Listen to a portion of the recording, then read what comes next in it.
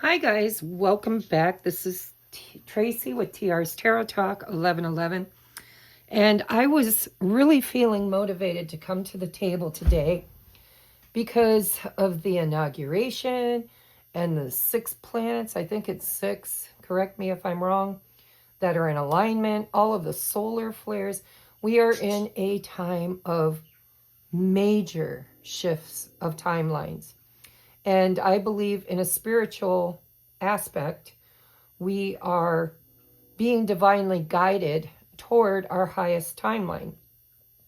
I also know that there is, and don't ask me what, because I just channel, but I feel like there is something going on planetarily in the energies of the planets that is also dealing with relationships. Deep personal relationships. It can be a love relationship. It can be a work relationship, a family relationship, a friendship relationship, but it is deeply embedded in a relationship where we are currently being called to kind of deal with it, right? What can we do? Where did it start? Where is it going? How will it end up? What advice do we have? And is it meant to change and shift, or is it something we need to move away from?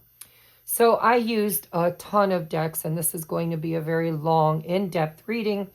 If you're looking for something short and sweet, you probably want to click off here or come back later when you have more time. Or you can speed up the playback time. I do that a lot when it's a long reading, but I want to know what's going on. Or sometimes I even read the transcript because I'm a very fast reader. So you deal with your reading however you wish. We went with the color blue today because where I live, it was 2 degrees this morning when I woke up, and it was negative 22 degrees wind chill. And so I'm feeling the blue. My birds are in another room, but they're going to squawk because they love when I channel spirit. So I tried to make them as quiet as possible by putting them in the next room over. But I live in a trailer, and there isn't a lot of space between us and them, so they're still loud. So again, this is going to deal with the past, the present, or I'm doing with past, middle, current. Okay, not past, present, future.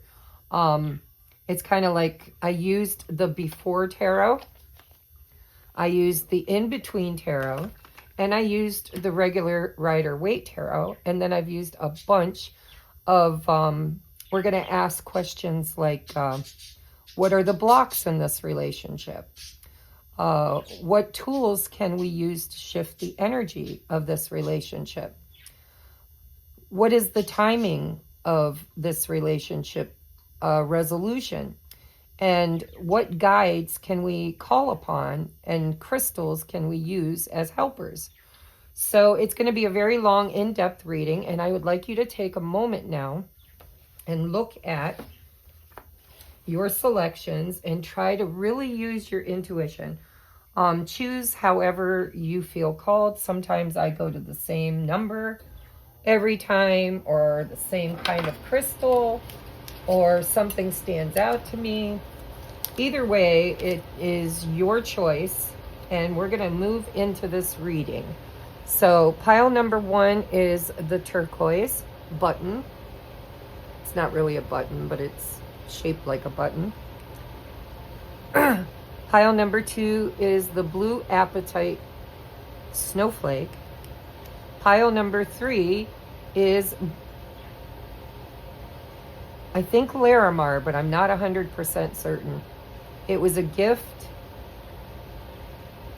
and I'm not certain.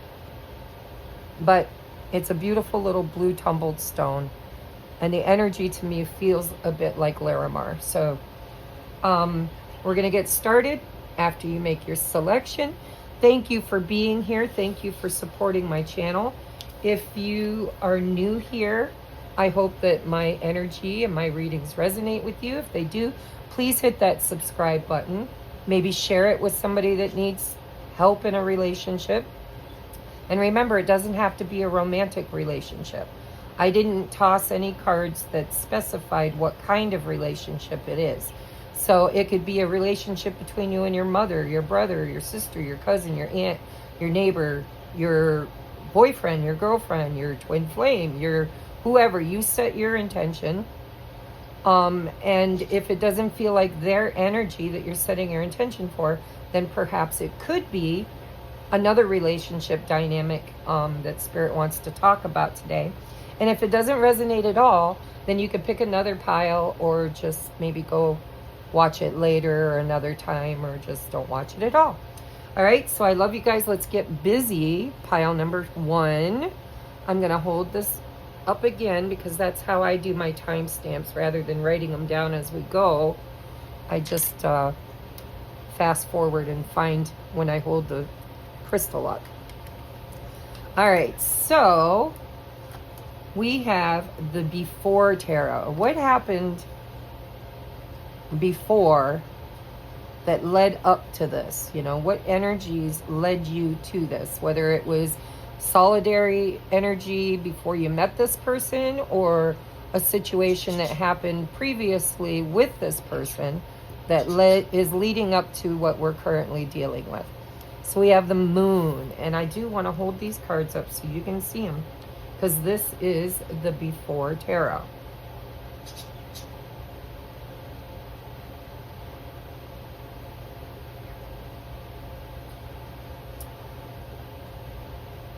Well, this is, you know, in the regular tarot, the Moon card, there's this crab or whatever it is already crawling up on shore, already following its intuition, already finding its path, moving forward. And it's also facing adversaries in the regular tarot. And in this one, they seem like they're waiting, patiently waiting, to see what this little critter is going to do. So once I get the energy out, I will channel the story. I have to first get into the story, see it. All right, the in-between tarot, I drew 2 cards for this. So we have the King of Coins as a student, as a child, learning skills. This is before, this is the apprenticeship, right? Apprenticeship? I don't know. But it's the King of Coins before he becomes the king. Ooh, and the Queen of Cups. Which is crazy because it's depicted as a man.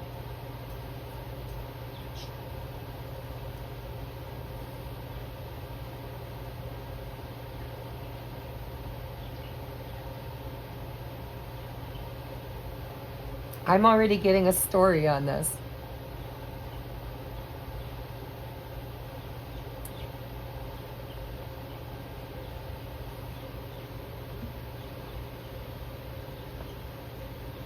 Isn't this interesting? We have the Page of Coins becoming the King of Coins. And this is before, so we have the Queen of Cups and the King of Cups. This is before meeting, before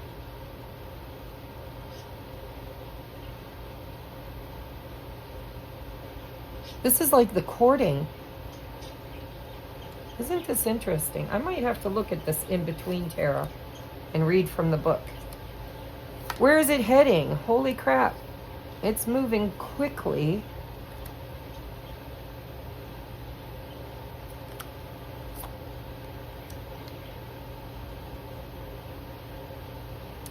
Okay. All right. So I get it. There was fear here. There was skills that needed to be learned. There were seeds that needed to be planted. This feels, with the King and Queen of Cups showing up here. I want to look at that real quick. That kind of threw me a little bit.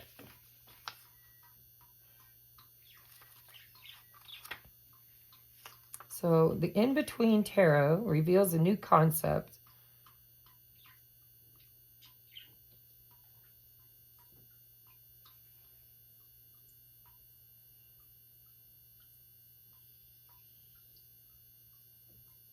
The In-Between Majors will have the same number of cards as traditional decks, but they will also have the addition of the World, the Fool showing showing the spiral back around to the beginning of the majors. I might have needed to learn this deck before I used it. But I'm going to read what it says.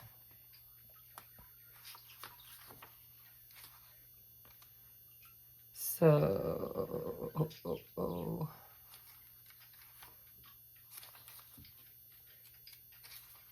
I might have to read this intuitively because I don't see.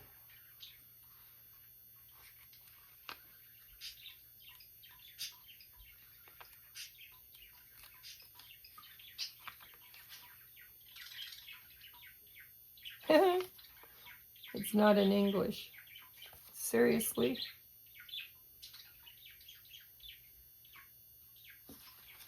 Seriously, guys, it's not in English. This was a gift. Oh, yeah, there's an English version. Phew, thank God. All right, let's take a look. Cups. Queen, King of Cups, a degree of responsibility offered. And the King of Pentacles and Page of Pentacles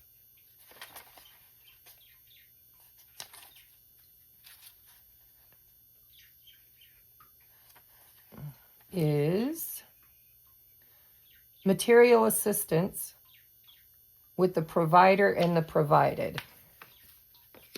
So I'm going to tell you, honestly, it's still, I think, what I was feeling before.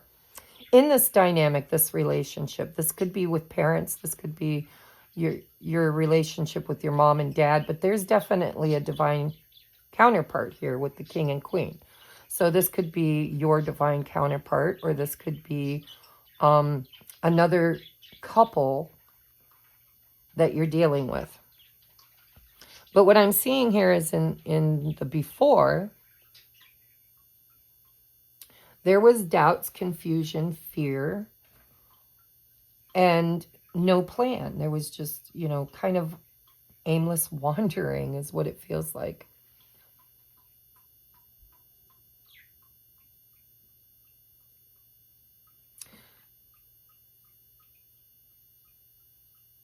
And I also feel like maybe you or your person that you're dealing with, in the beginning, before, we're not talking about the beginning of the relationship, we're talking about before this relationship became what it's becoming. There could have been some childhood trauma around confidence, feeling confident, feeling judged, because these two animals look like they're judging, waiting for this, I want to say it's a crawfish. I don't know what it is, but waiting for it to decide. Almost like they're waiting to maybe eat it or attack it or to follow it. But there's a waiting here. There's an expectation here. And I feel like the crawfish isn't sure if it's safe or not. Is it safe for me to come out of the water? Is it safe for me to get on my path? Is it safe for me to follow this path? It feels like there's some fear here on whether or not there's safety. So if this is something that goes way back to childhood, with you or your person, or maybe both of you, it could be a trauma bond, it's because there was fear of the unknown, fear of being attacked, eaten, misguided, tricked. And so what did it lead to? Well, it led to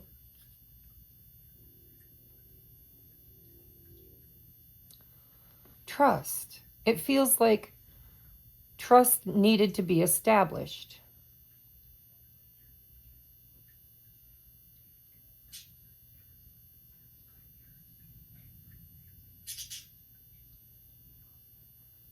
There's guidance. But I'm also getting this feeling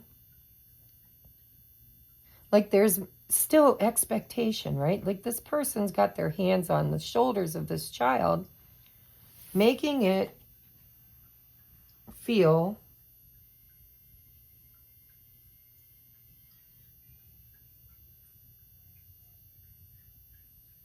responsible. I'm hearing responsible. Like, this has to be done. You need to work hard. You need, it's that parental feeling of high expectations. You know, you got to work hard. You got to go to school. You got to put in the time, the effort, the work in order to master your skill.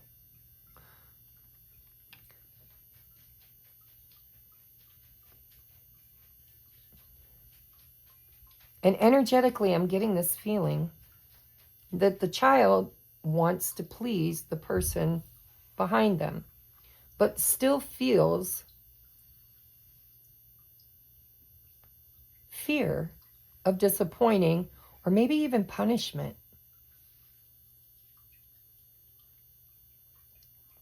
There could have been a very strong father figure in this situation, because I'm noticing that the woman and the child are subservient, is what it feels like. I got to talk in energy, guys, because I'm reading the energy. They feel subservient, like they are allowing the masculine to make all the decisions. And maybe because he's so muscular, maybe he's even a bit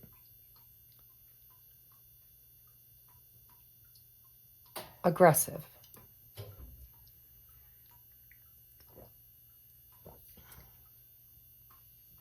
I really didn't know what to expect with this reading. Expectations. So this is what happened before the now, the current energy and the future potential is how I set my intention.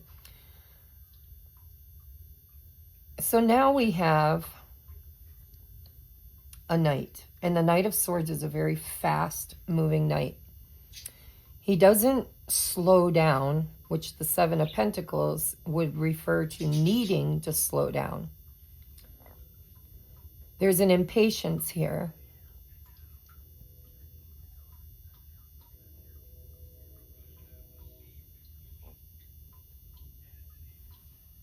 To move out of a waiting period into, it's impatience. I'm just going to put it the way I feel it. Something's happening here. Something's growing. There's been work done that is going to help in the future. There could be travel involved. But I feel like the dynamic in this relationship is, so far, before I pull out the other cards, because we have shadow cards here, it kind of feels like somebody who was raised with high expectations to be reliable, dependable, confident.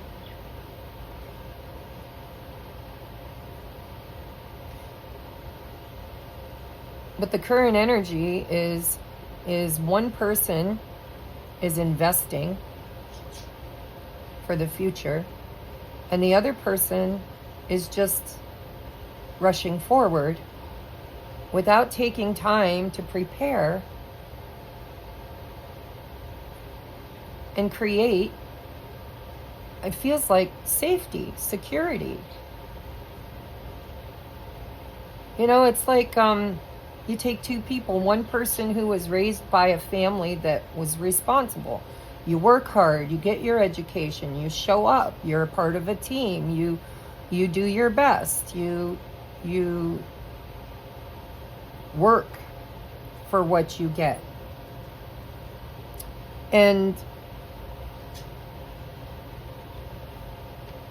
But the current dynamic feels like there's two energies here, two different people's energy. One who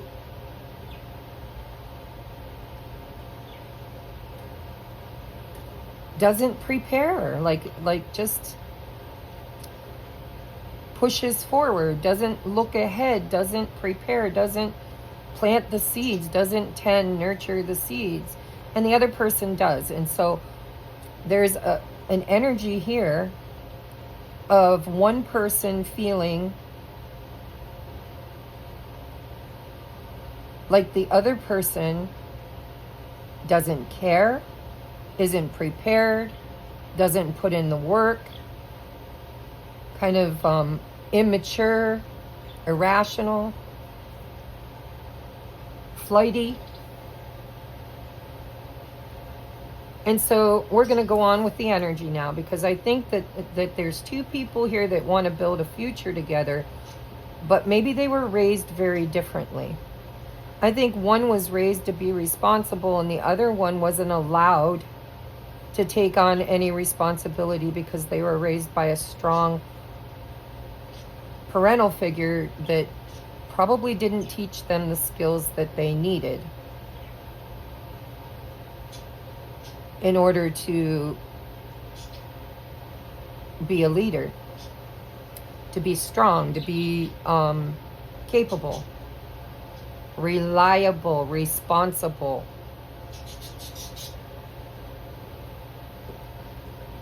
If this is the dynamic between you and your person, like I said, could be romantic, could be otherwise. But if you're feeling like there's a big gap between there's no balance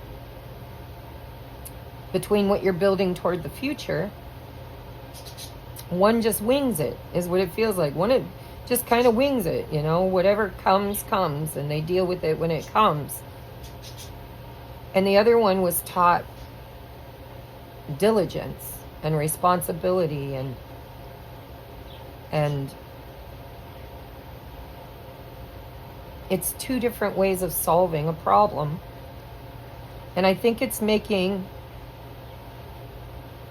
one person, the coin person, the hard worker, the one that gives and works and does all the, you know, tedious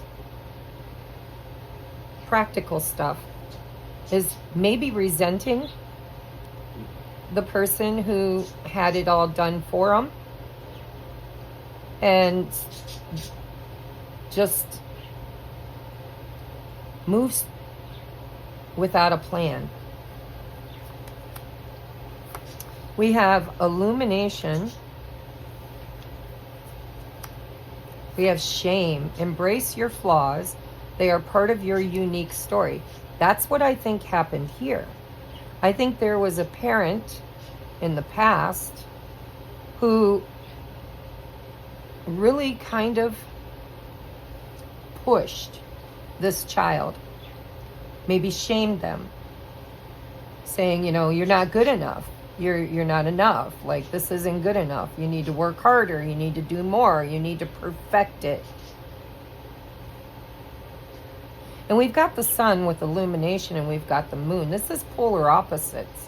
This could be literally a divine counterpart because, you know, that's what happens in divine counterparts. It's the yin and the yang, right? It's oppositions coming together in order to teach one another how to find cohesion. So I think one person was guilted and shamed. The other person was a bit entitled and spoiled. Yeah, because look, the festival goer. There's that sun. I think the masculine sun, or it doesn't have to be the masculine, but it feels like there's two energies here. One that just chucks it in the fuck it bucket and goes and has fun. There's no fear of making mistakes because they probably weren't judged harshly for making those mistakes. The festival goer.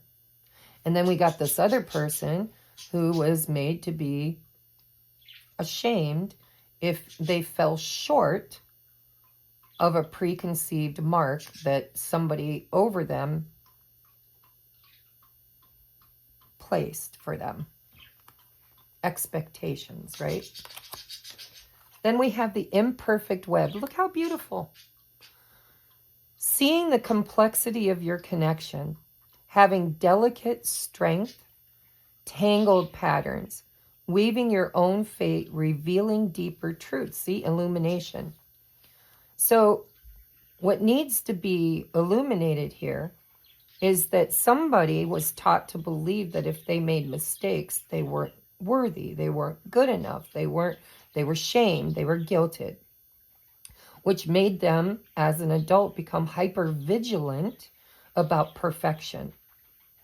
And so Spirit is saying that there are two energies here that are like night and day.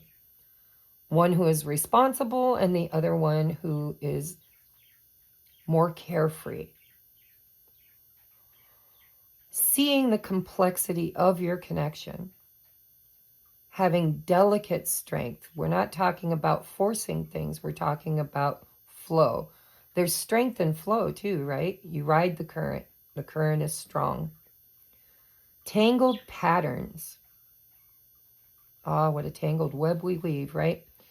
Weaving your own fate, revealing deeper truths, illuminating deeper truths. I think the deeper truth in this relationship is somebody here is a perfectionist.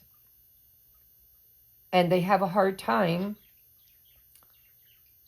being in a relationship dynamic with somebody who is imperfect and who really doesn't mind being imperfect. They kind of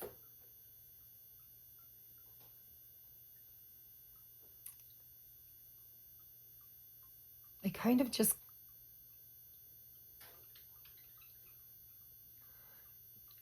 I don't know, I'm getting this energy of irresponsible, but yet they're really good at fixing. It's like the experience is the teacher, right? You just jump into the experience, and when you find that the experience isn't working the way you thought it would, then you correct it. It's being beautifully imperfect without the shame or the guilt or the guilt trips, right? Whether you're got somebody in your life doing that to you, or if you've learned to do that to yourself because of a past experience. So then we have more shadow cards. See, there's advice, but it's also highlighting shadows. We have, am I afraid to be seen? The world doesn't want you to hold back any longer. Time to shine. Illumination. Your unique light on the world. See, I think you were made to be something that you weren't meant to be. Or, well, I'm not going to say you weren't meant to be, but it wasn't what you were naturally called to be. You had to perform, or the other person, whoever's energy I'm channeling, had to perform in a certain way in order to be able to get the praise and approval of the people who were teaching them, is what it feels like. So the world doesn't want you to hold back any longer. Time to shine. There's that shine again. Sunshine. Time to shine. your unique light on the world. You are made from love, and from love you are whole, not broken, not imperfect. Maybe imperfect, but perfectly imperfect. There is no more hiding. There is no more shame. Shame, again, shame, holy crap. There is only truth. Live naked and free. Today's soul action. What parts of me do I hide so I can be socially accepted and fit in? Am I being authentic? Do I allow myself to be all of me? What do I need to feel so I can be safe to be seen? Journal your answers. All right, we're going to give you tools now, okay? Tools for finding this confidence. We have, I drew 2 crystals for you. We have Amazonite. What it is, Amazonite is a brilliant blue-green mineral named after South Africa's famed river. The best Amazonite comes from Colorado. Who needs it? Teeth grinders. Anyone struggling with power issues and Mercury retrograde. So that's the past. Where to put it? Place Amazonite below the throat. Relax your jaw and ask for the courage to speak your truth. Holy crap. When to use it? When your inner child wants a real talk with you. Ask yourself what little you really want from life. Does it sound like what current you would want if you could just let yourself want it? Perfect? Now say it out loud for the whole universe to hear and go make it happen. Speak from your heart. So that's, whoever made this deck made it difficult to understand that. When to use it? When your inner child wants a real talk with you. Ask yourself what little you, the inner child, really wants from life.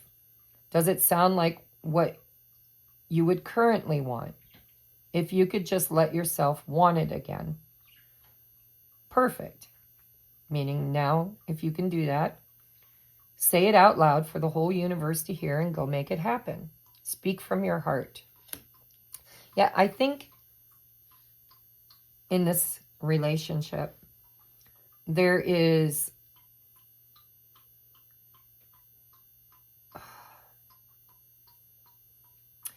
not an equal yoke here. There is one person who is irresponsible and kind of flies by the seat of their pants. And they're okay with that. They don't guilt or shame themselves, or maybe if they do, because they could, it could be the shame could be the trauma bond that both of you have. Could be one person does whatever the heck they want, and then they shame themselves for it later.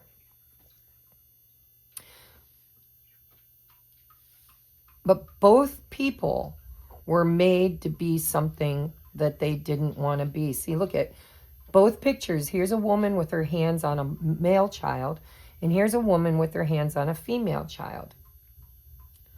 And it feels to me like this child is being forced to be perfect, to hone and, work and grind and do everything just perfectly. And this person is being held back from doing anything because they have a strong parent figure that provided for them, but maybe didn't teach them the skills they needed to provide for themselves as an adult. And so they're a bit of a partier, they're a bit immature, impetuous, they don't think through their decisions or their actions, maybe even a bit entitled. So both people were kind of molded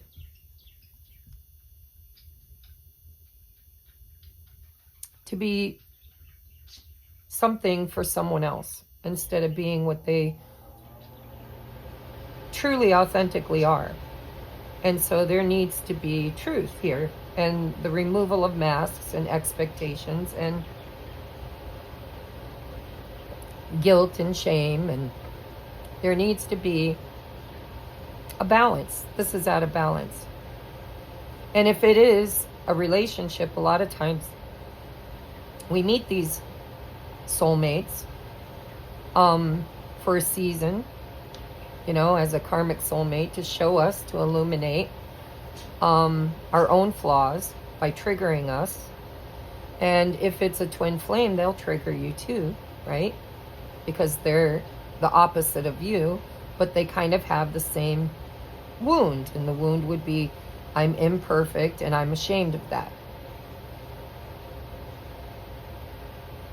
The other tool you can use is, I think this is Ethiopian opal, or opal, it just says opal. What it is, opals are well hydrated, amorphous mineraloids. Precious opals are lusted after for their rainbow sparkle, aka diffraction. Common opals form in a range of colors and can deliver sensations that are anything but common. Who needs it? The all-black wardrobe set can benefit from black precious opals, bold pop of color, and spiritual protection. Not so prolific artists can ride fire opals burn. Where to put it? General rule, white and blue vibe with the head, pink vibes with the heart, and black vibes with the lower abdomen. When to use it? When you have something that needs to get moving, a project, a relationship, or an energy block. So I think this opal is a tool that can be used to bring balance, because it says feel all your feels. Because probably neither one of these children were allowed to feel their emotions without judgment of some sort. So opal can help with removing the judgment and kind of help you to seek and find confidence and balance in your situation. All right, what is I have my new deck, which I haven't used yet on the channel, because I wanted to do a review of it, but I thought it was perfect for this reading, so I opened it. I'm still going to do a review online for the person that bought it for me. But this is the Divine Masters Oracle Guidebook, and it's one of the 6 decks that I've been doing reviews for the person that bought it for me, my Secret Santa. So it's by Kyle Gray, and the Divine Masters is who I'm calling upon today to give you guidance and to be one of the tools that you can use to overcome this in this relationship. So we have Metatron and Sandalphon. Sacred connection. There you go. There you go. Synchronicity, divine connection, and understanding lessons. Holy crap. We got to read it. Let's read it. I told you it was going to be an in-depth reading, right? It's funny, it doesn't have any numbers on it. So I gotta go to the front of the book and find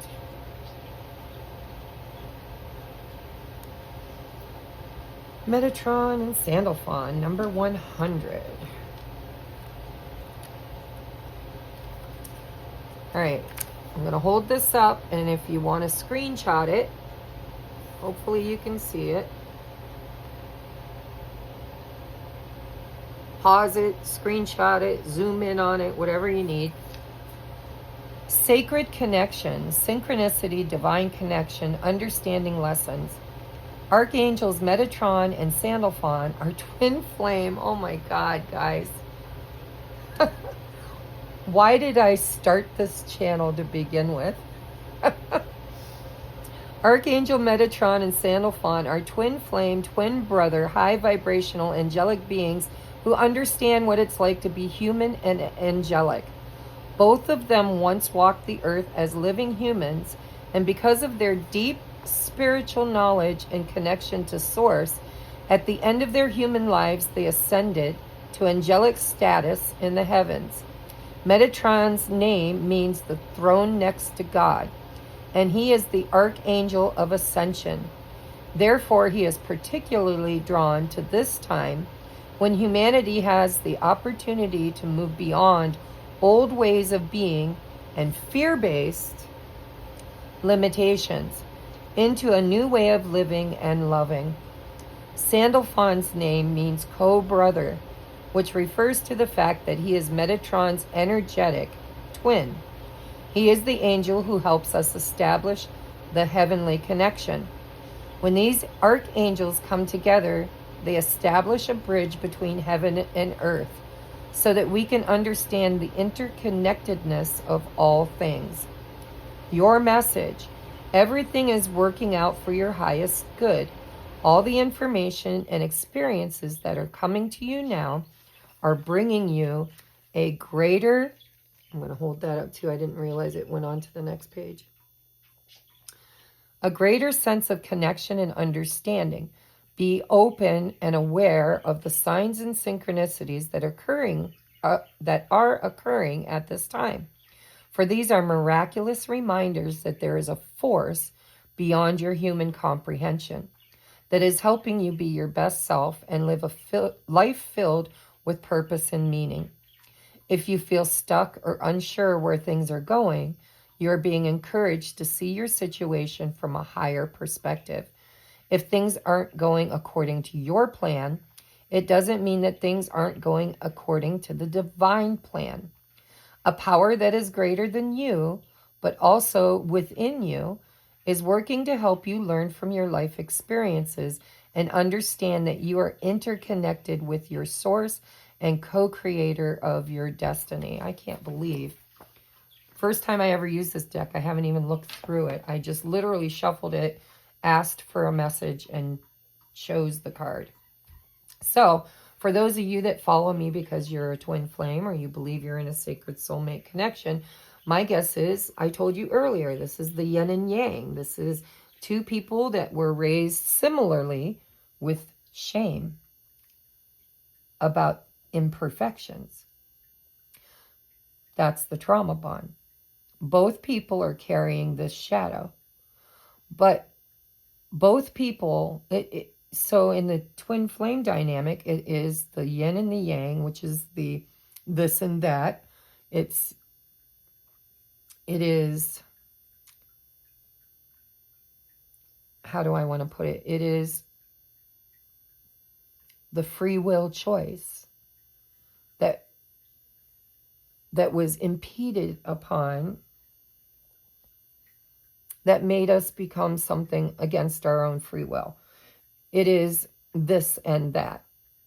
So two people who are raised with the same energy, one of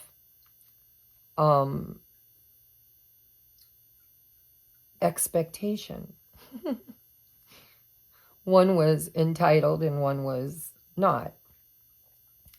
And so this dynamic is meant to teach you to be who you truly are. When you stop pretending to be something you're not in order to please the parental figure or the societal figure or the boss figure, whatever, when you start being and speaking your own truth and allow yourself to be perfectly imperfect without guilt or shame, and to actually find balance between these two oppositions, right? We don't have to be completely entitled and immature and irrational and go by the seat of our pants, but we also don't have to be so structured that we can't have fun or live life to its fullest without guilt or shame of being imperfect. And so both people have the same lesson to learn, only they were taught it in two very, very different ways. And so healing this wound and shadow is what is going to bring light to the dark. Look at all the opposition you have here. It's so funny. You got the moon, you got the sun, divine counterparts. You got the king and queen of cups, divine counterparts. And then you get the Metatron, Sandalphon, sacred connection, divine counterparts. It's two people that, when they find harmony and balance, bring things together. Union energy. We are all one energy in two very different experiences. And unconditional love without shame of being imperfect is what's going to bring two powerhouse energies into alignment. Very, very interesting. So we're going to get a timing card now, and then we're going to get a mantra. Something you can say or do or tell yourself or tell others in order to make this easier to change. What needs to change here? What needs to fix this dynamic is accepting one another's imperfections without sacrificing our own true integral self. Not who we pretend we are, but who we are. It's like at the very base foundation, we're the same. We've always been the same, right? We're all source. The only thing that makes you different from me are the experiences you've had. These two people share the same wounding, only it was delivered in two different ways. And so the only thing that's going to fix this problem between you and this person is unconditional love for one another's imperfections.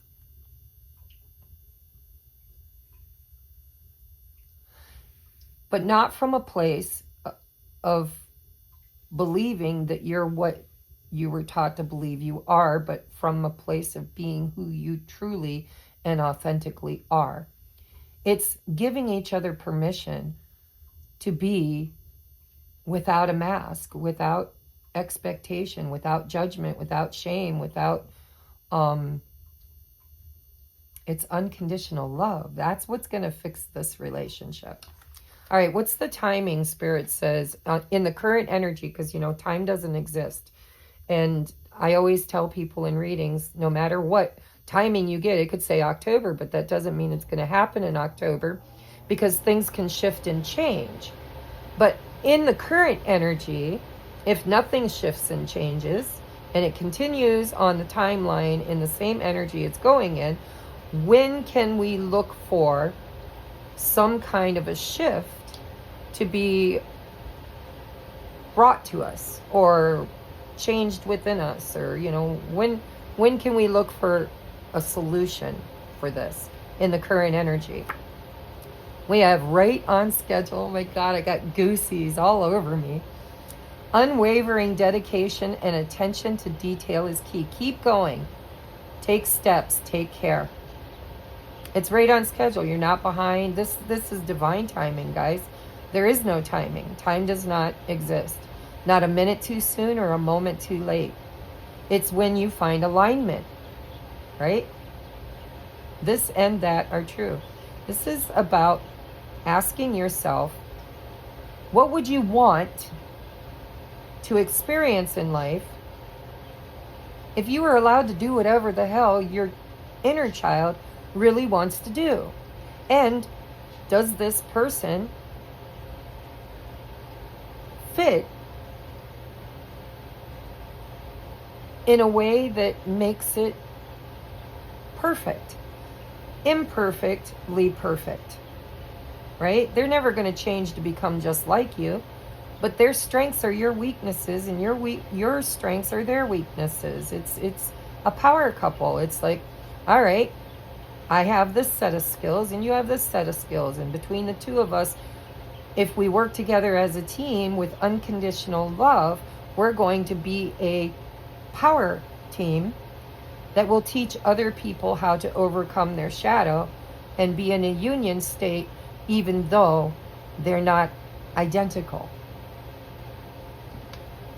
They're opposite. All right. And what is the mantra or the advice that Spirit wants to give you to tell yourself each day in order to keep you going, right? Keep going. Steps forward. Taking care. We have achievement. As I advance on the road toward achievement, I discover my greatest strengths and learn from each challenge. I believe in my truest potential. Today I have faith in my abilities and in myself. I move forwards towards the fulfillment of my vision.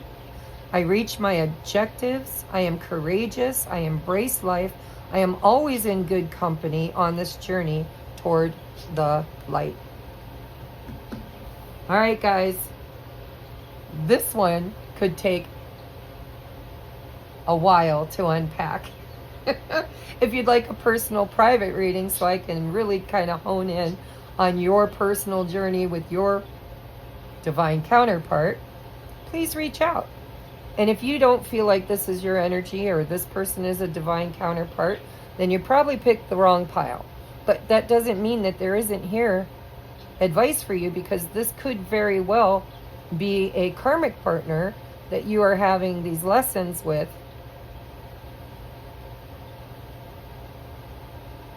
I think there's still information here that can help whoever came to this if it resonated up until this point. Maybe every single person that watches or is called to this won't be a divine counterpart. But I believe that the whole story will fit if it's your story. And then this card will bring it together for those that it brings it together for. All right, so this was your reading, guys. I'm going to move on now to pile number 2. I always have such a mess to clean up after I make these readings because I use so many decks. All right. Pile number 2 was the Blue Apatite Snowflake. I'm going to hold it up so I know where to timestamp it. All right. Let's move that back out of the way. All right. Deep, in-depth look at this relationship. And I do want to remind everybody that this could be any type of relationship. It could be a relationship between you and a friend, you and a family member, you and a work co-worker, a boss dynamic, or a love relationship, neighborhood, whatever. You'll know as the story unfolds. Let me get a drink of my coffee. All right. Let's start with the Before Tarot. And in case you're just tuning in, you didn't look at pile number 1, most people don't. The In-Between Tarot is a very confusing tarot that I did not familiarize myself with. It's a brand new deck, and I chose to use it without kind of studying it. So I'm going to be reading it energetically. Okay? All right. So, the before energy, before this relationship, this could be right before the relationship, it could be right before the problem in this relationship, or it could be a childhood teaching or imprint, shadow. We're going to look at the energy and I'll channel it as it comes out. In the in-between tarot, we have what lies between the Chariot and the Strength card, right? It's using the Chariot to move towards strength. But this is the in-between. You're not quite there yet. And then we have the Four of Wands. Ooh, union energy for those of you that resonate. So the Four of Wands comes comes right before the Five of Wands.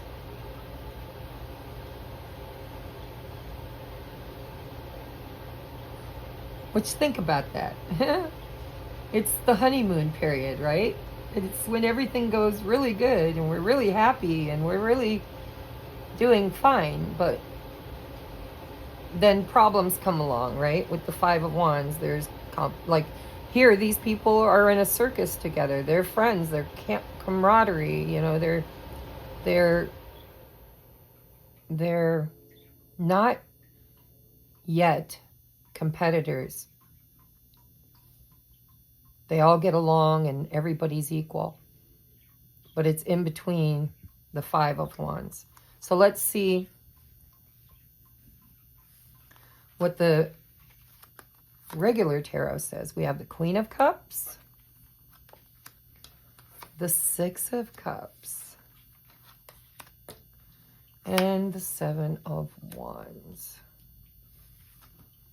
There's that competition.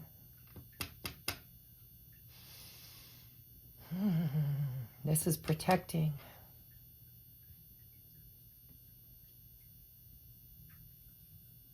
So we have heavy Cancer and Pisces energy here. Heavy Cancer, Pisces energy. With the Chariot. The Hanged Man is Pisces. Chariot's Cancer. Queen of Cups. A lot of people say it's Scorpio, but for me it's Cancer energy. I read energy. And the Six of Cups is, for me, Pisces, Cancer too. It's, you know,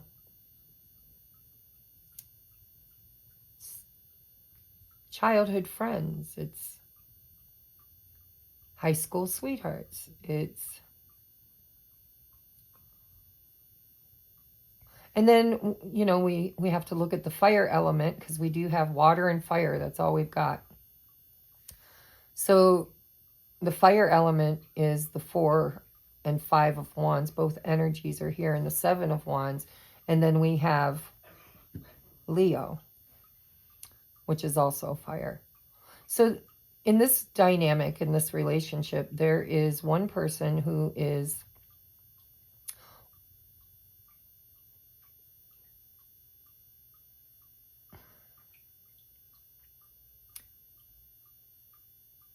procrastinating. Well, maybe awakening. Maybe awakening. Spirit, speak to me.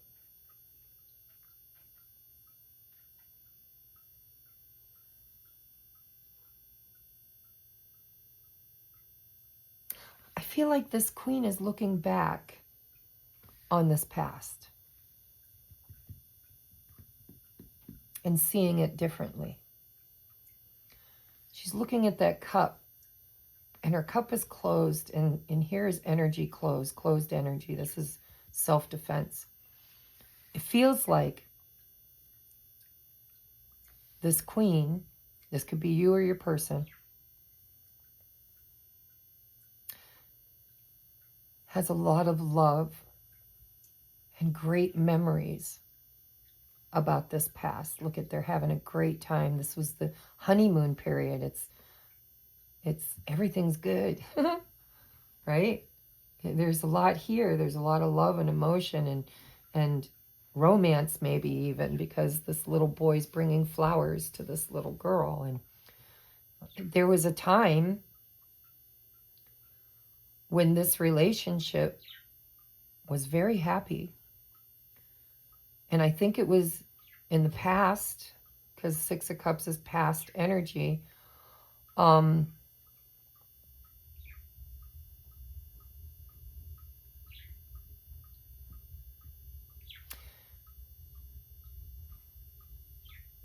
It feels like this dynamic,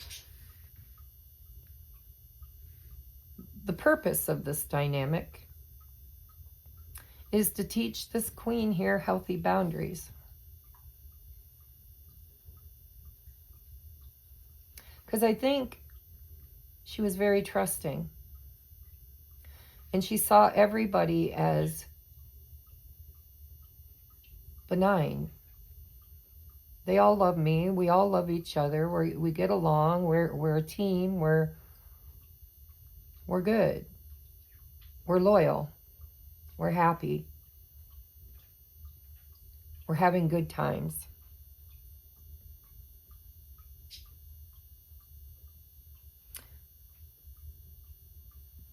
And then the 5 of Wands energy being here, I don't think she had any boundaries. I don't think she realized that not everybody was as kind as she was, or as loving as she was, or as honest as she was. There were people in the group that saw her as a threat.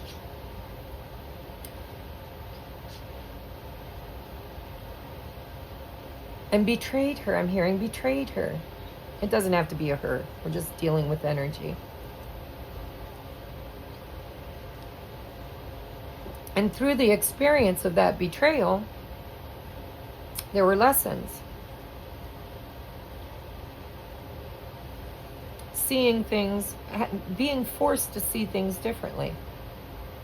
Being forced to realize that not everybody is as kind and genuine and honest and giving and loving as she is. It's a bit of naivete. And now, after having these experiences, she's seeing things differently.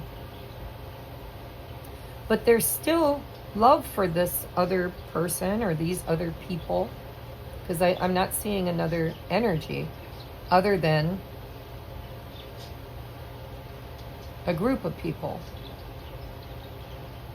So my pile number 2 is you may be dealing with friends or peer groups or a work environment. But in the current energy, you're being told that you have to be strong and protect yourself, because not everybody's as kind as you are.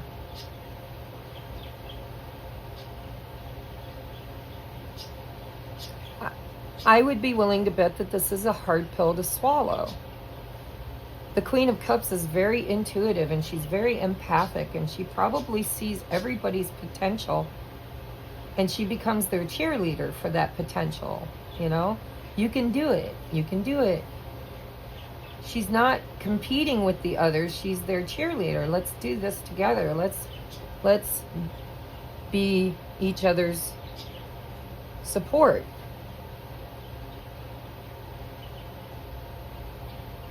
In a balanced way. But I don't think that's the experience she had, and I think that now, whoever came to this reading, whether this is the person you're dealing with and maybe you're doing this to them, or this is you having this done to you, but there are people that from the past, but this person really loves and misses, but they're realizing that they are not safe without a healthy boundary. So boundaries need to be established here in order for this dynamic to go back to this Four of Wands energy and this balanced state with the Chariot. We have to be strong enough to have our rules for ourselves and for others, you know. This is, no matter how much I love you or how much time we've spent together or how many experiences we've created together, I need you to respect me. I need you to treat me the way I deserve to be treated. And I need to have healthy boundaries. So let's see what else comes up. We have magic, bada bing. We have neglect. Lend to your inner garden and it will flourish. I feel like in this dynamic, this relationship, there's this person in particular who neglects themselves in order to make other people happy. I think this Queen of Cups is magical. I think she's got gifts and talents, spiritual gifts and talents. I think she's very psychic. I think she's filled with magic and sees things that other people can't see. And I think that she is a people pleaser and allows her own needs to go unmet and neglected so that other people's needs can be met. So the courage and the lesson here is to not neglect yourself, but love yourself as much as you love others, tending to your inner garden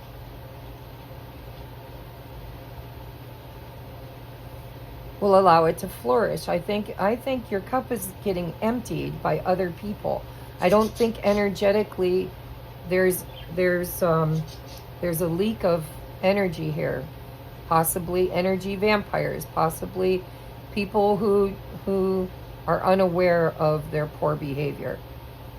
But there's definitely a need here for self-love, for connection, for strong boundaries.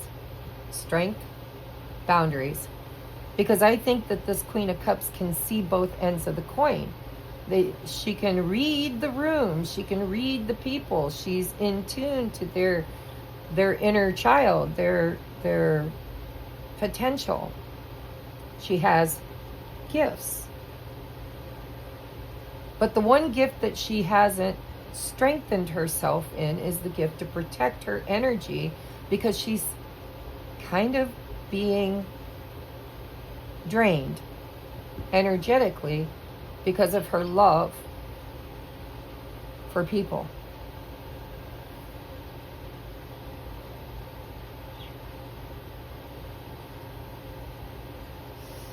So this is about self-love, self-care, having healthy boundaries in relationships. I don't think it's one particular relationship. There could be one that it's stronger in because of this Six of Cups, but this is definitely a lesson in guarding yourself and your energy from people who don't have your best interest at heart. Not neglecting your own health, your own time, your own energy, your own projects, your own dreams.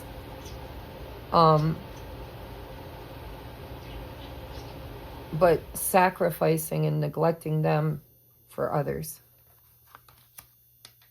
Ooh, and we have the landlord. Here's the devil. You got to pay your dues.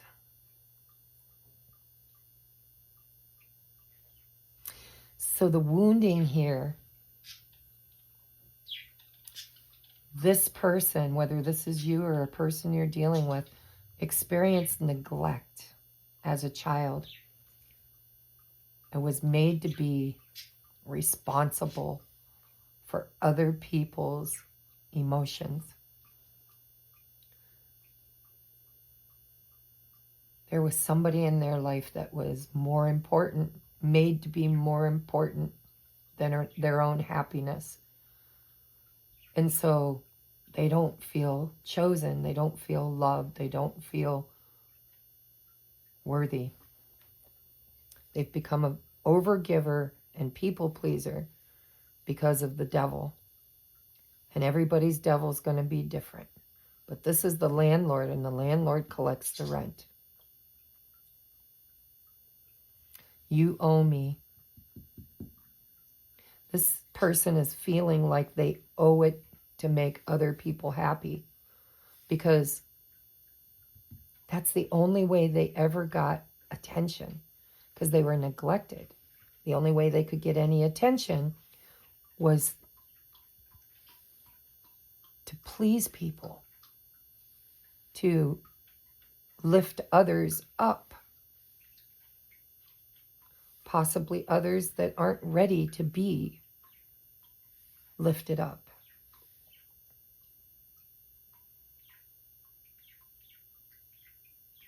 This is the childhood experience, was neglect. The parent was too busy, working too much, didn't give this person the love or affection or attention that they needed. And the landlord could be literal. It could be maybe they came from a poor family and the parent or the parental figure had to sell their very soul to make rent, pay the landlord. Or they could have been the evil landlord that made this person feel like they had to earn their keep, earn their affection, earn their time. So this person learned to give of their time and energy in hopes that somebody would give back, but hasn't had that experience very often. Instead, they end up feeling neglected and alone.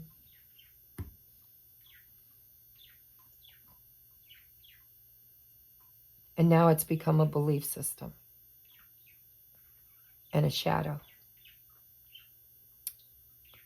It brings me back to the channeling that I had a voice in my head say, are you doing this because you love them truly, like unconditional love? Or are you doing this because you actually are hoping that they will love you? This is a person who gives because they're hoping to receive. And Spirit's saying there's too many people that surround themselves around this person to feed off of their beautiful energy because of the compassion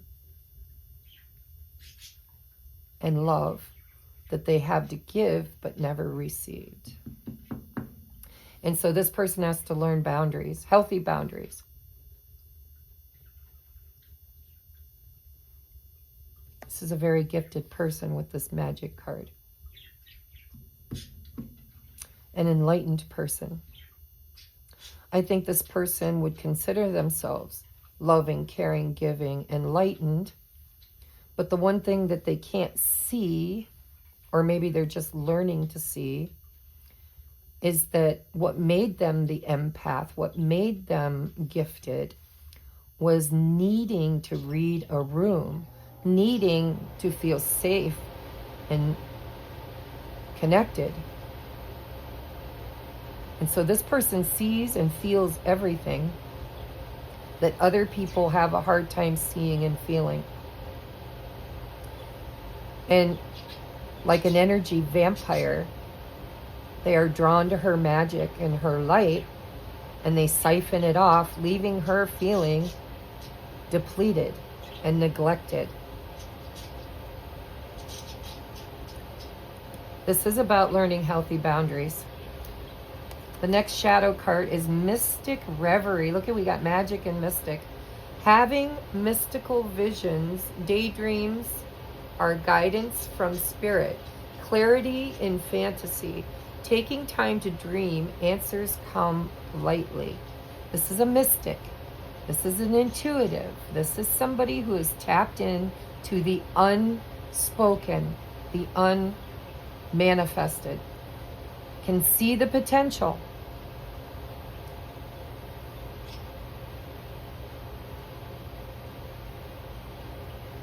But gives far too much of their magic away to others instead of using it to create for themselves. You know, as light workers, we have to stop trying to rescue people. At some point, we need to just, you try, right? You throw somebody a rope. You give them instructions on how to climb the rope. You're at the top to give them a hand when they're close to the top and need help. But you'll always come across those people who will refuse to climb the rope. They'll just hang there and beg you not to let go of them. But they won't do anything to save themselves. They're fully reliant upon you to do the work.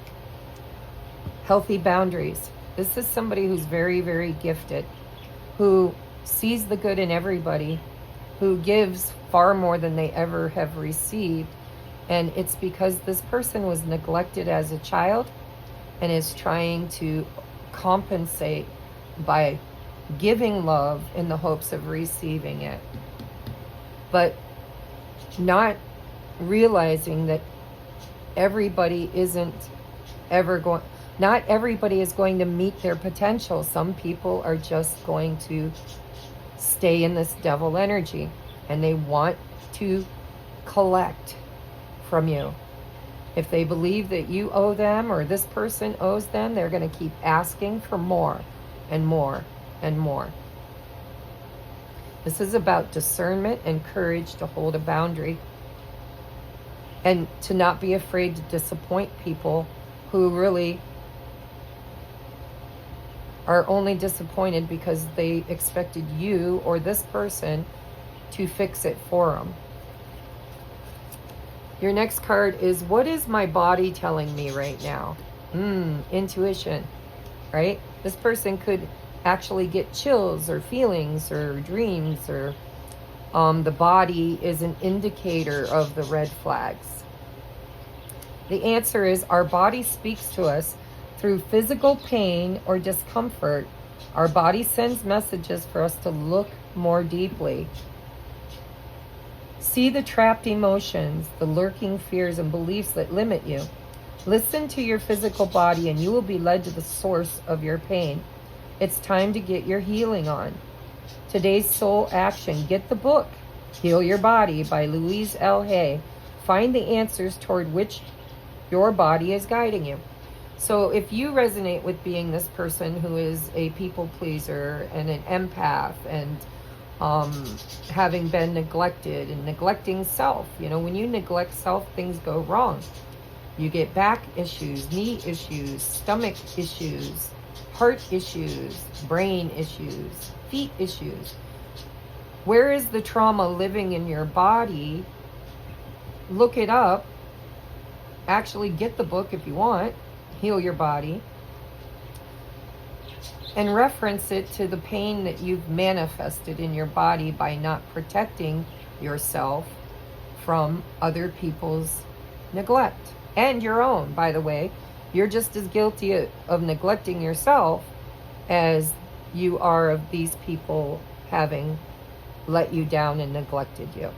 This is about having boundaries to have the strength to align yourself with people who truly love you and nurture you and don't neglect you. And that starts at home. That starts within you. All right, what are your helpers here? We have carnelian. The lighting's getting dark here, guys. It's getting dark. I might have to get up and turn the light on. What it is, a cherry red chalcedony, or chalcedony, used by ancient Romans in signet rings. Wax won't stick to it. And by modern folk, to ward off insecurities, carnelian's fiery energy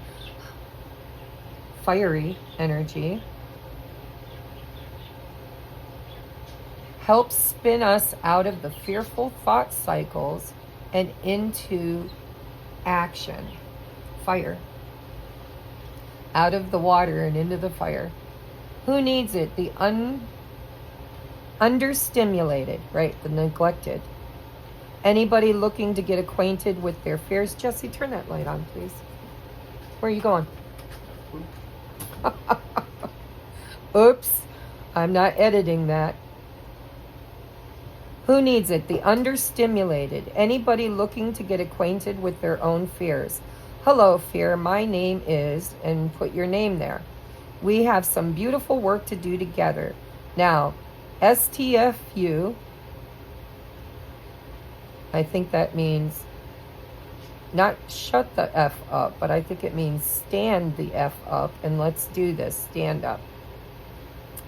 Where to put it? Wherever you want to inject some passion and confidence, i.e. your palate, meaning your tongue, or your pelvis. When to use it? When you find your creativity or sex drive on sleep mode. Go with your gut. This is about trusting your intuition. You might see people's potential, but that doesn't mean they're going to meet it. And this is about protecting your beautiful love and worthiness, and only giving it to those who give back. This is about equal reciprocity. It's about balance. The chariot needs balance to move forward. All right, your next crystal is Hidden Night. Hidden Night. What it is, a variety of spodumene. Hidden Night's green aura emanates the warm and fuzzies. If you tap into the stone's frequency and feel the buzz, you must have a big heart. Use it. You have a big heart. Use it, but use it wisely for the right people. Who needs it? French God, I can't say these big words. Who needs it? French existentialists, future trippers, and bad romantics, which is, I think, the category this Queen of Cups falls into, bad romantics. Where to put it? Hidden Night likes its cuddly pink cousin, Kunzite. should be aimed at the heart. When to use it: when you find yourself stuck in the past, there's the past, or too focused on the future. Hidden Night is down to make the most of every moment.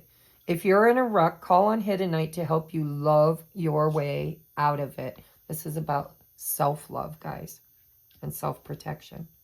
Claim your happy place. All right, now, what Divine Master wants to come through for pile number 2, Spirit? I will be reading from the book.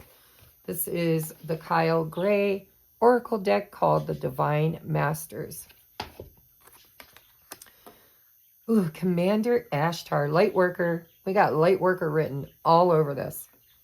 Leadership activation, absolutely, because you're the mystic, magical Lightworker. And you came here with unconditional love. And you had the experience, which your soul chose to have the experience of neglect, because you're here to become the leader. But in order to be a leader, you have to be strong enough to know who is ready to be led and who is not. So we have time to evolve. Trust in your ability to guide others. Absolutely, you are a light worker. You've got the gifts. You're just not fully manifested in how to use them. And there's a lesson here for you about you're here to rescue those who are ready to be rescued, those who are seeking a leader, those who are wanting to balance out and evolve and ascend. And stop wasting your time trying to save people who aren't ready. They will have their divine calling at their divine timing moment. All you can do is teach and lead and let those who wish to follow, follow. But in order to do that, you have to protect yourself. Because when you become a leader, other people get jealous and want to bring you down. Let's read Commander Ashtar.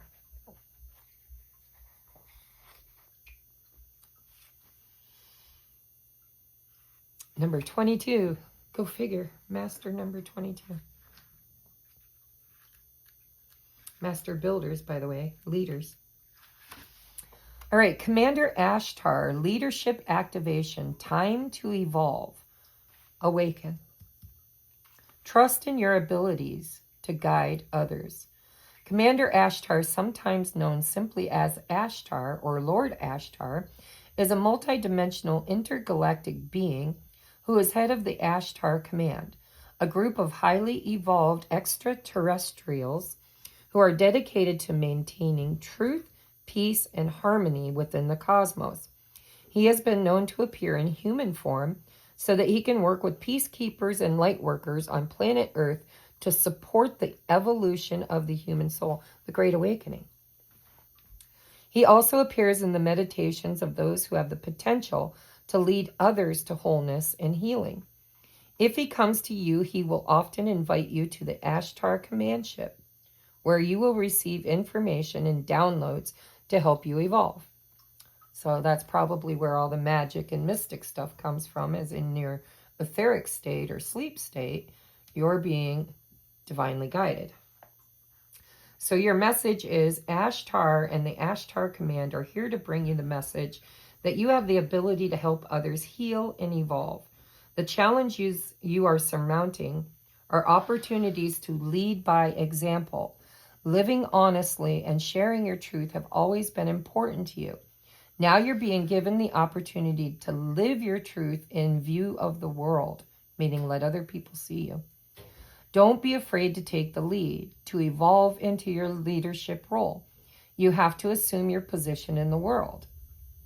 Yeah, stop letting other people be more important than you are, right? Your ego may be loud at this time and may try and keep you small. Don't fight it. Just prove to yourself and others that you have what it takes to silence the voice of limitation. You were born to lead, so lead. Yep. Lightworker syndrome. What are you doing, Jesse? I'm almost done. I got one more pile to read. Take it to your room. All right, your next card is your sacred soul timing. We have May. Connect with your dream and be in the moment. Serenity, connection, relax. So you can take that literal, but it feels to me like May is when Spirit is telling you that this awakening or this realization or this soul lesson is going to bring you out of this feeling of having to please everybody else and pay your dues to stepping into your full potential and living your dream by being in the moment, not the past. There's a past energy here. You need to get past this past, live in the moment, and find your peace and connection, like-minded people, and then learn to relax, because I think you're an overworker. I think you're a people pleaser. I think you are drained 90% of the time, energetically, because you get downloads. And you know you have a purpose and a mission. And so you tend to have this savior gene. But Spirit's saying, yes, you are a leader. You're meant to help save people, but you first have to have discernment on who is ready and who is not. And you have to get over any hang-ups you have of stepping into your authority and taking decisive action and leading. All right.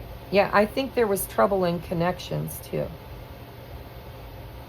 Maybe a bit of lonership, or, you know, because we have connection here, and this card reminds me of better days when there was more connection. Probably because they saw your talents. All right, and then your advice or your daily mantra is dance to the rhythm of life. Today I find the joy in my heart. I lighten my life by releasing what I no longer need. I align myself with who I truly am and gently acknowledge who I am not. I think that's a big thing, because I think you bite off more than you can chew, trying to be more, trying to be on, trying to be faithful and loyal and helpful all the time. And you have to know your own limitations too, have healthy boundaries with self, right? Because that is a form of neglect. So you need to know who you are, gently acknowledge who you are and who you are not. I am grateful for what I possess, and I am at peace with what I do not. I appreciate and accept my life as it is. I live according to the will of God. In this way, I dance with life and see the magic of love bloom. You're meant to be a guide. But in order to teach other people love, you first have to teach yourself exactly what love is. Love is, it's both. It's unconditional, but it's unlimited and expansive, but there's also boundaries that need to be placed around people who don't have your best interest at heart. It feels to me like you have other people's best interest at heart, but they don't always have your best interest at heart. And they're takers, not givers. And so in order for you to become the leader you need to be and to teach other people unconditional love, you need to first teach yourself how to be that for yourself. Not look to other people to make you feel whole, but to find out the truth is you were never not whole. All right, I love you guys. I hope that resonated. Let me know in the comments down below. I'm going to move on to pile number 3 now. Pile number 3 is this beautiful little blue rock, which I really am not certain of what it is. It was a gift, and they didn't give me any information about it. But it feels like it could be Lemurian or maybe blue chalcedony. It has a very nurturing water feeling to it. All right, what's going on with my pile number 3? So Thank you for being here, by the way, and allowing me to channel your energy. With the Before Tarot, we have the Ace of Wands. This is, you know, that big almighty hand that grabs that wand and brings it to you? This is before. This is before you were ready for it. This is the potential, is what I'm hearing.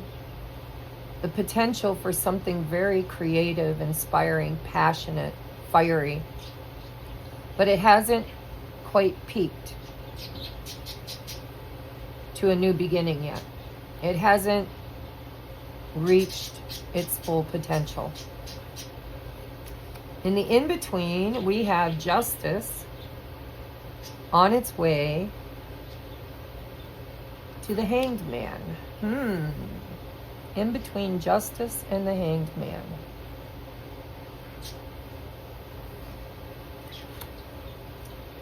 Ooh, equality now. Holy crap. The 10 of coins with the Ace of coins. This is a white plantation owner with a black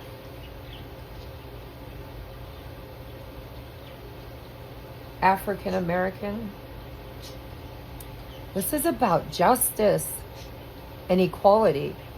This is about seeing things more fairly. This is about somebody who has a dream. I'm getting MLK downloads here.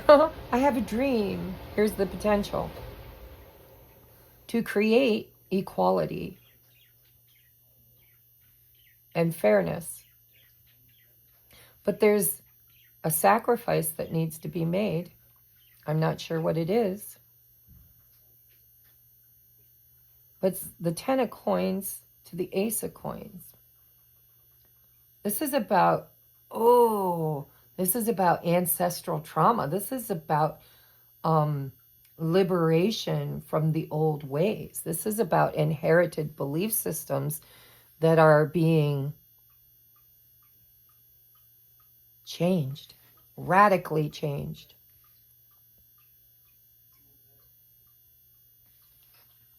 Wow. We have the 4 of Pentacles with the High Priestess and the King of Pentacles. Look at 10 of Pentacles to the Ace of Pentacles to the 4 of Pentacles. The Hanged Man, the spiritual. This is about tearing down old traditional belief systems that were limited. Spiritually recognizing that we need to rebuild differently. Rebuild differently. This is going from rags to riches. Only it's not inheriting the wisdom, knowledge, or money, because it's energy, right? But it's physical, manifested energy. Sorry if you can hear Jesse. He's on the phone with a buddy. This is about feeling like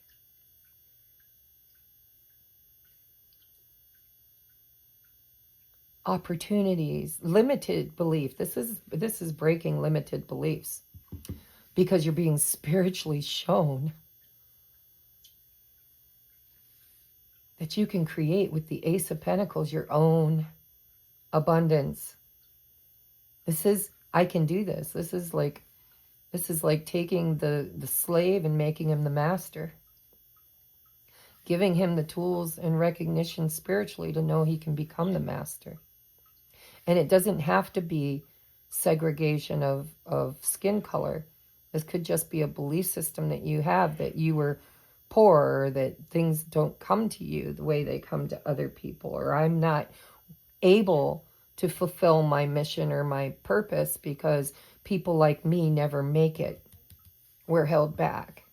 or we're not given the same opportunities, or whatever. There's a belief system here that is at play about equality. And it doesn't have to be man versus woman, or it's equality despite individuality and uniqueness. This is everybody starts with the same potential.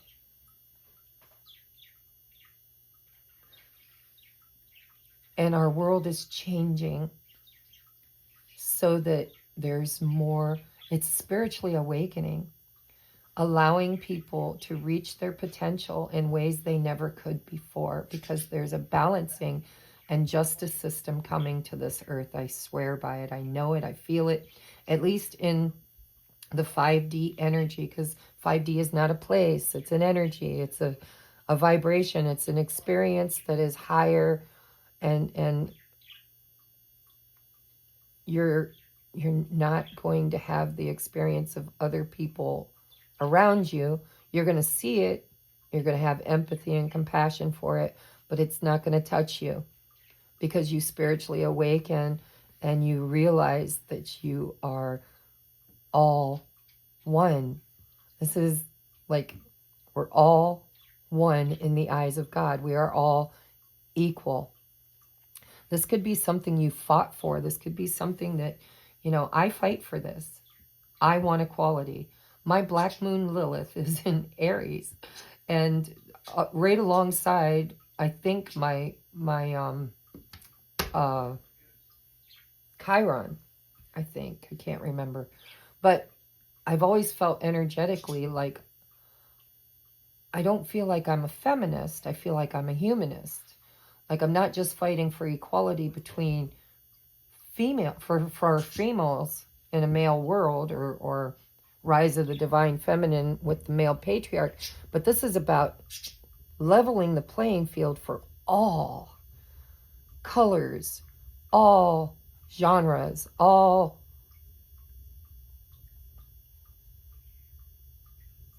for all. I just want to say for all. So this could be a relationship that challenges this, or this could be a relationship that is well, we're going to look and see what the challenge is. But I feel like what's at play here is a limited belief system about what a certain person is capable of doing. This is probably a dynamic where you're in a work situation, or a family situation, or a friendship situation, or a romantic situation where somebody in the relationship does not treat you as an equal. And you probably manifested that because of a belief system you were taught. But we have aces here. We have the Ace of Pentacles, the Ace of Wands. This is changing. This is taking an inspired idea and planting a seed and making it a reality. This is starting with the Ace of Pentacles. It's ending the Ten of Pentacles with an ace. It's like death to the old ways, the old worldly view, the old experience, and giving birth to something all over again, only from a higher spiritual, justified, equal way.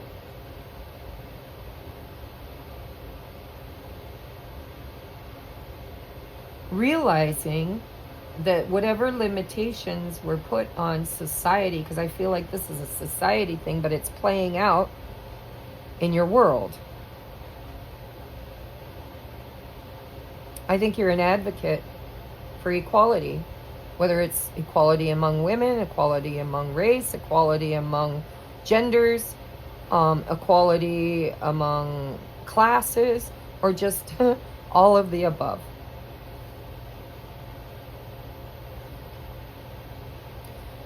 This is about tapping into your divine purpose. Within all of us is the compass. If we live in our true, authentic self, and allow the heart to guide us, we have a soul plan, a soul mission. And that soul plan and mission unfolds when we tap into the divine. The Hanged Man. Pisces energy. So we got Pisces. We've got all fire signs.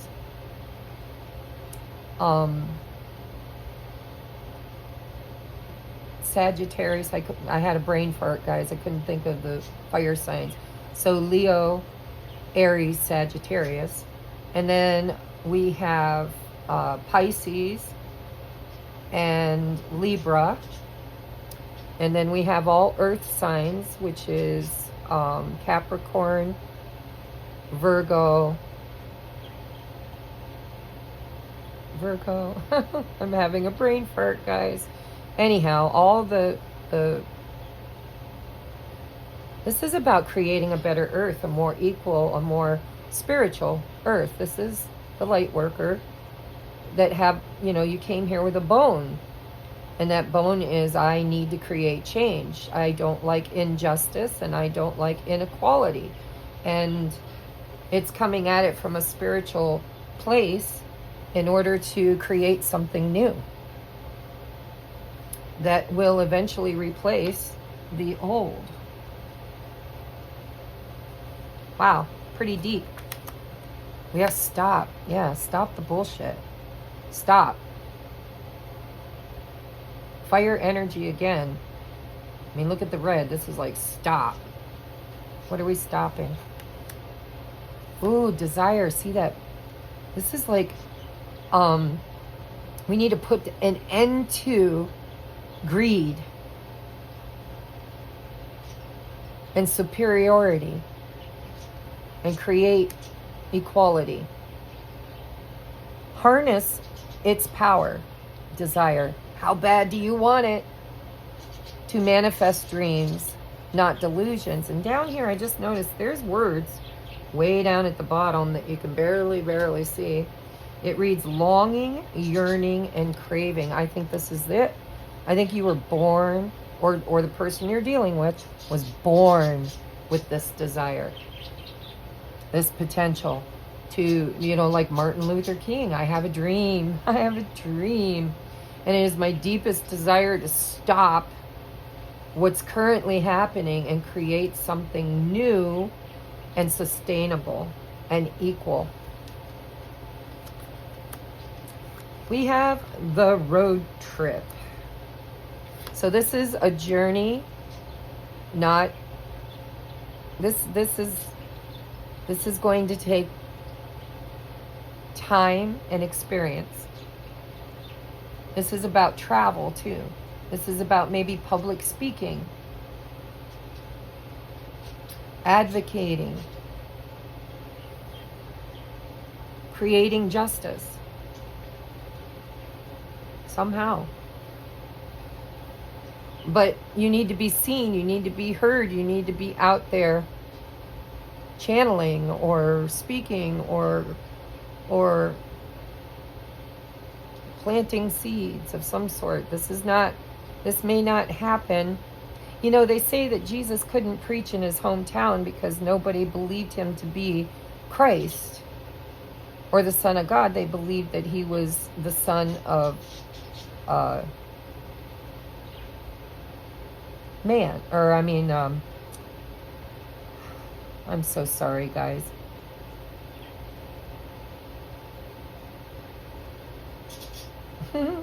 You're all going to laugh at me. I gave up my religious beliefs, and now I can't remember who Mary, Joseph. There you go, Joseph. Everybody believed he was the son of Joseph, the son of a man. And he was a carpenter. He was lowly. He was not royal blood. He was not treated as equals. He was beneath others. He had to sacrifice himself, by the way, for justice and equality. Heralding in a new belief system, right? The old covenant versus the new covenant. This is creating a break in the pattern. It makes me think of I know a guy who is a police officer, and he told me there was this couple that fought all the time. They'd get drunk together and then they'd beat the shit out of each other. And it could get pretty violent. But he could never press charges against one or the other because they would never follow through. They would, they basically make up later and then advocate that everything's fine. So he got called to their house one time, and it wasn't his first time. He'd been there many times, and he had tried many times to break up the fight. And he told me, he said, one day, I don't know what got into me, but I jumped up on their kitchen table and I yelled and waved my hands and said, stop. He said, I literally was standing on their kitchen table. He said, and it was the first time I'd ever been called to their fights where they actually stopped and looked at me. And they were so bewildered by the audacity of what I did, it broke the energy and created a new energy.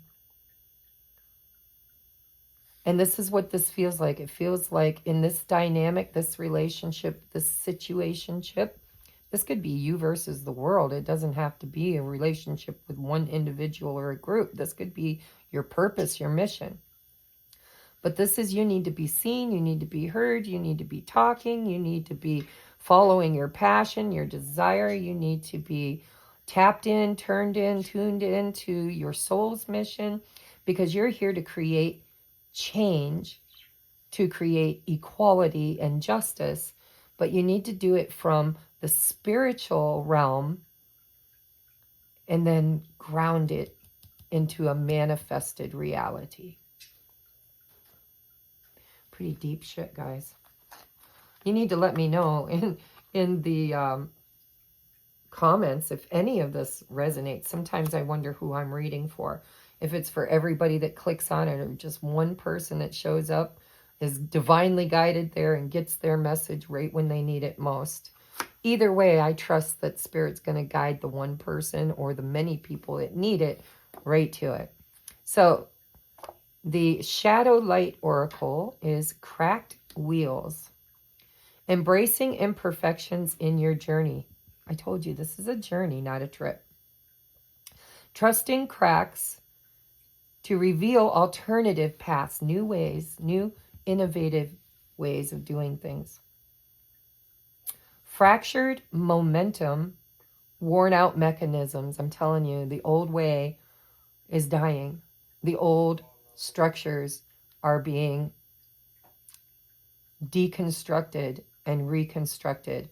And I believe that this dynamic, whoever you're sharing this with, it's a worn out, old-fashioned, antiquity system that is broken and needs to be spiritually reconstructed.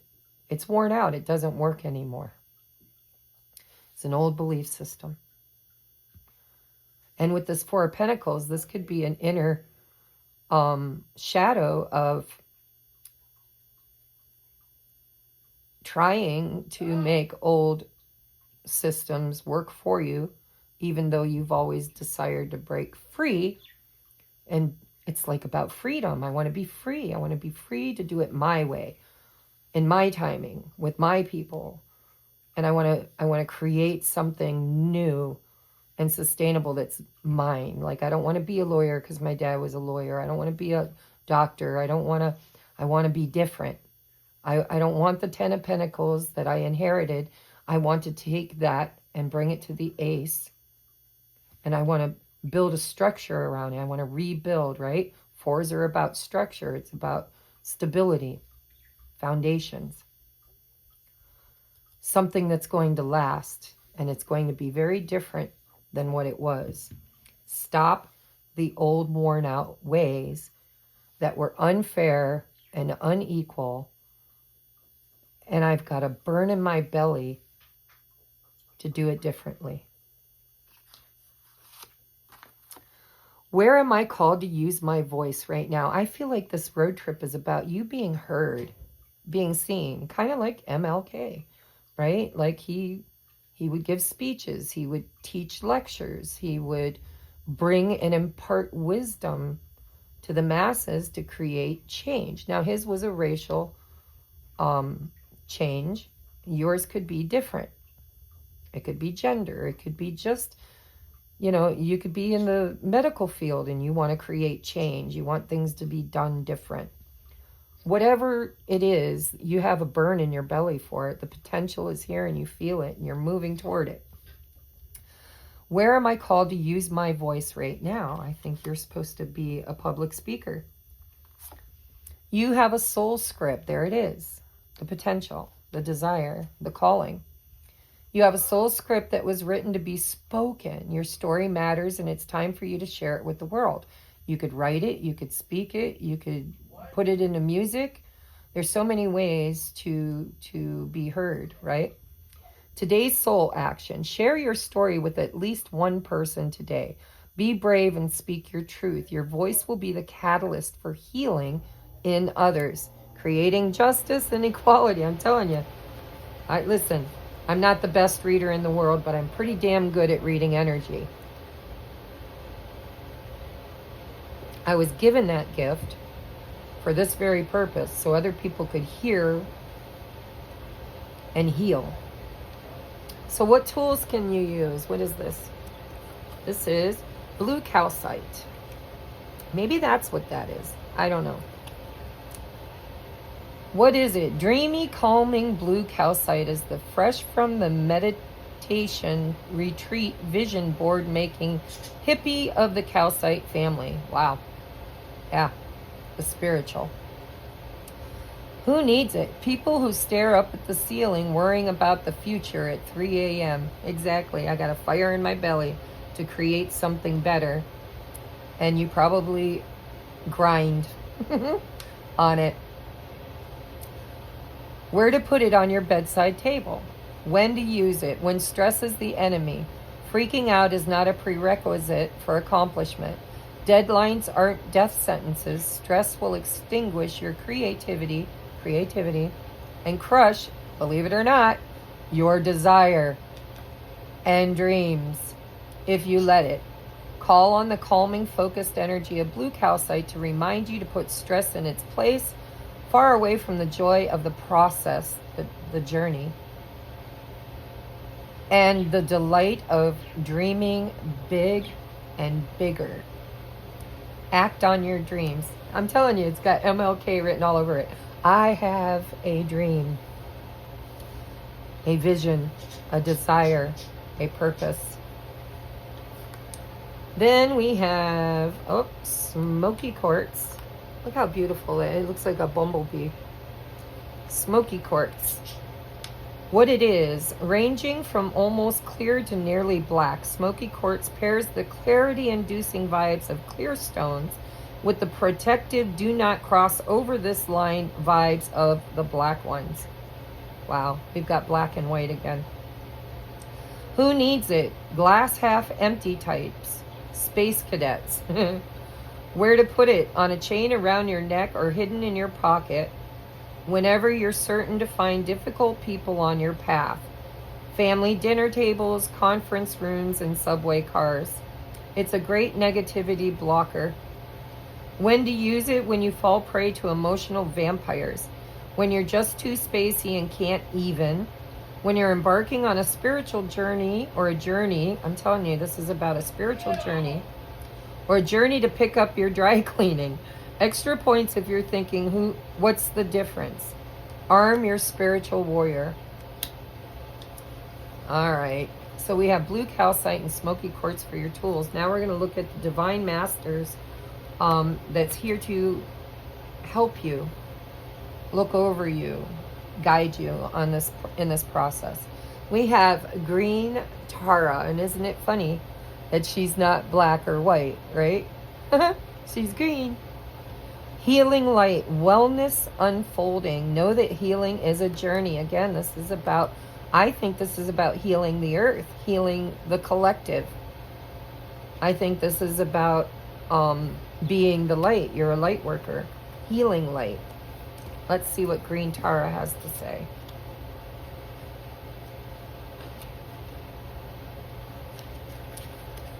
Healing light, wellness unfolding. Know that healing is a journey. The story goes that Tara, whose name means star, is an aspect of Avalokiteshvara. I'm going to hold that up. You guys sound that one out. We're going to call her Ava. The story goes that Tara, whose name means star, is an aspect of Avalokiteshvara, the deity of compassion, who, looking at the earth, cries tears over all those experiencing changes, challenges, and pain. His tears of compassion become a great river from which rose a lotus, and from that lotus, Tara was born. She has many forms in different colors, and green Tara brings a light of protection and safety with her. Green Tara is one of the most loved and respected female deities in many Buddhist traditions, and is well regarded by many spiritual practitioners across the world. Born of pure compassion, she is there to assist all those moving from suffering, inequality, injustice, to something better, right? To wholeness. Your message, the blessings of Tara are surrounding you now, and you are being guided to know that healing isn't linear, but more like a spiral. When you set the intention to heal, the intention itself initiates a pathway that is similar to a spiral. At times you will feel like you're overflowing with vitality, and at others you will feel drained. There may even be moments when you feel you are revisiting something you thought you had overcome. But this revisiting is actually an opportunity to see how far you have come on the road to recovery and wholeness. Right now, the spiritual energies that surround you are creating space, pathways, and doorways for you to move closer to the truth that you are whole, healed, and complete. Don't let fears of limitations, which is, I think, what you're trying to overcome in a collective, get between you and the miracles that you have experienced and the miracles that have yet to happen. This is a journey to fearlessness and liberation. Yeah, liberation. And you are closer to freedom than ever. Take the next step. See, this isn't just about liberating others. This is about a desire to liberate yourself, which is going to break old, outdated belief systems within yourself, and then eventually within the collective. Worn out, cracked wheels. You have a story to tell about what you've experienced. Other people need to hear it. You're on a spiritual awakening. You have great potential, but you can't take the old belief system into the future. You have to build something from the aces that is stable and secure, and that starts inside yourself. And so what you need to do here is stop. Maybe you're trying too hard. Maybe your desire is pushing. Maybe you're tired. Maybe you need to take a break. Regroup.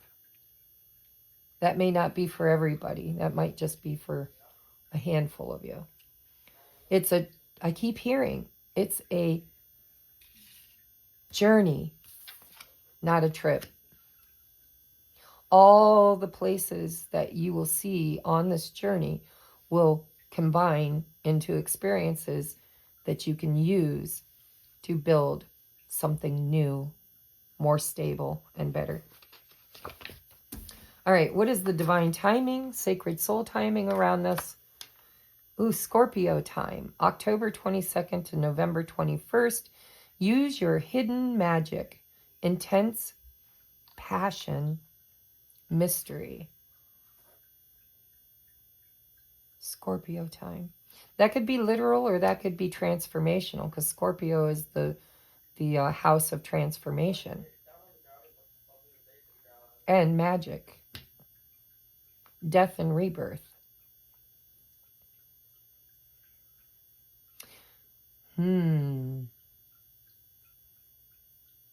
So it could unravel in Scorpio time, but I think it's more about Scorpio energy is what you need to have a death and rebirth in order to get to the new system. the new belief system, the new way, and you're going to have to heal the past injustices that you've experienced on your journey, tell other people about it, and create a new story, a better story. All right, what is your advice? A door to the infinite. This is like a mantra you can tell yourself, or just something Spirit wants you to know.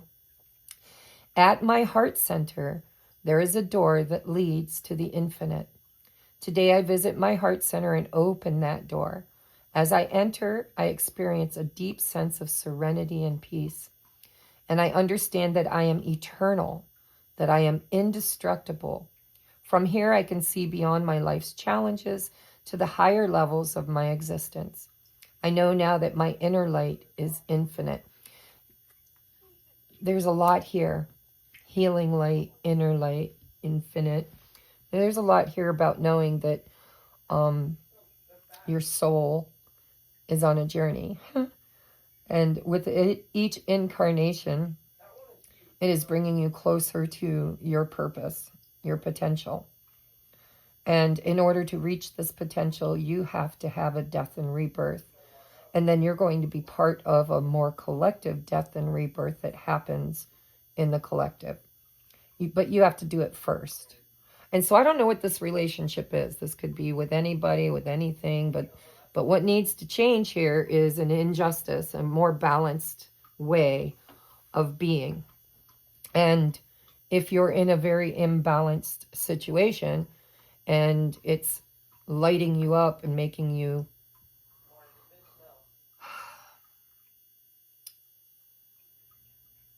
I'm hearing stubborn, maybe stubborn.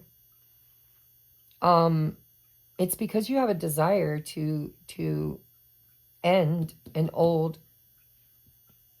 experience and to create something better from it. And you have the tools you need to not only do it, but to teach others how to do it. And so it's kind of like the buck stops here. It's like all that ancestral trauma, all those old stories that you were told that didn't resonate with you and you've been rebelling against it. That's because you're a warrior. You came here to heal yourself first and then tell your story to others to help others to overcome the imbalance, unfair, injustice, unequal systems, and come together and collaborate maybe to build something new collectively. But you are a light worker. I mean, all the people that watch me are light workers. I know it. You're not going to find me unless you're on a journey to healing the world. All right, I love you guys. I hope this resonated in some way, shape, or form. It was a deep dive. I enjoyed it. I hope you enjoyed it. Please leave me a comment. Interact with my channel. The more you interact with it, the more the algorithm picks it up and spits it out to other people. And if you need a personal private reading in any way, shape, or form, please reach out. I would love to work with your energy and guide you any way that Spirit guides me to guide you. All right? I'll talk to you guys next time. Namaste.